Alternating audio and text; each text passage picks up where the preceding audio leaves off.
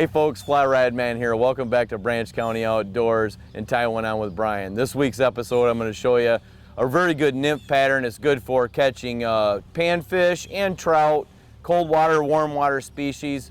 It's called a pheasant tail hare's ear nymph.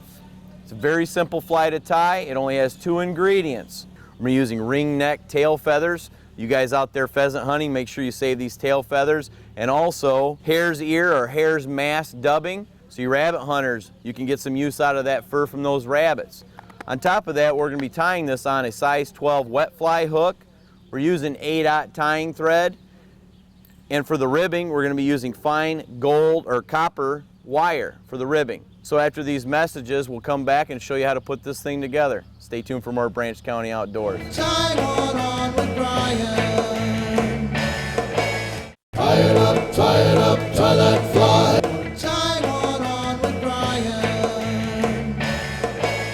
Hey folks, welcome back to Branch County Outdoors and Tie One On with Brian. We're going to start this fly out today by starting the thread at the eye of the hook and advancing it towards the rear. And advance it back to the bend. Stop at the bend of the hook and trim that tag end off. Next thing we're going to do is tie in a clump of pheasant tail feathers or fibers, excuse me. And what we want to do is make those the same length as the shank of the hook. So kind of measure them out, holding it above the hook, and that's your tie-in point. We want those the same length as the straight part or the shank of the hook.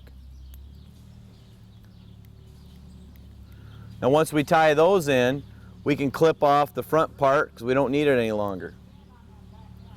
Now the next thing I'm going to do is tie in a section of copper wire, about 2 or 3 inches long. You want to make sure that it's long enough to where you can handle it.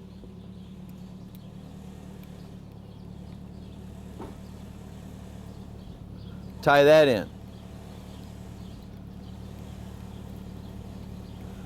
Now the next thing I'm going to do is I'm going to start to dub this body.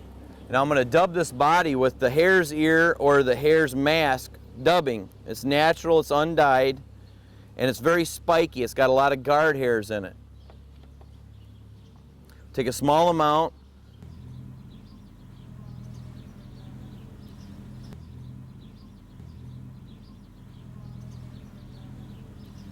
And the technique we use for this is just a tight pinch and roll around the thread.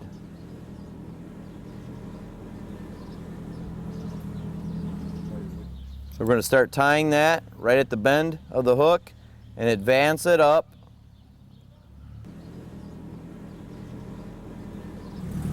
We want to stop that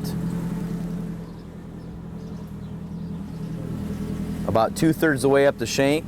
And we're going to take our copper wire and spiral wrap that up the body. Now what this copper does, gives the fly a little flash, and it helps solid up the body, makes it a little tougher, a little harder for the fish to tear it up.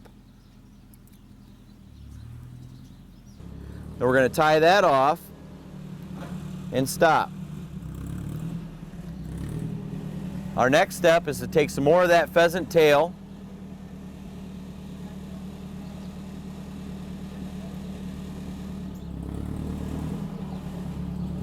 a nice sized clump, like so. Tie that in, the butt ends down,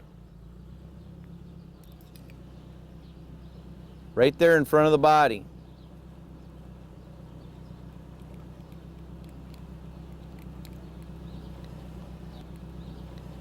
We'll leave our thread right at the front of that body, and now we're going to tie in the abdomen. We need some more of that hare's ear.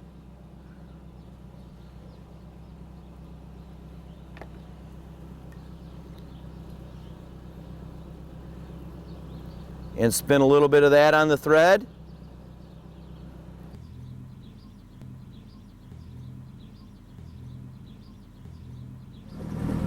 And we're going to build a little abdomen in there. And we want the abdomen be a little bit bigger than the body. Save yourself a little bit of room just behind the eye. Now I'm going to pull this pheasant fibers forward and tie that off. Pull the tag ends back, cut them, and then we're going to do a whip finish right behind the eye of the hook.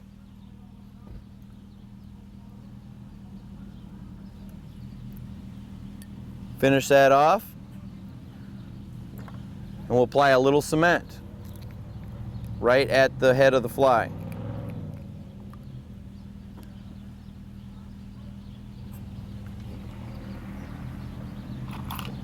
Take our bodkin, little drop of cement. You can put a little bit right on those pheasant tail fibers just to strengthen them. And that's the fly. Pretty simple, and you'll find it very effective next time you go out and try to catch those bass or trout. Stay tuned for more Branch County Outdoors. Time on with Brian.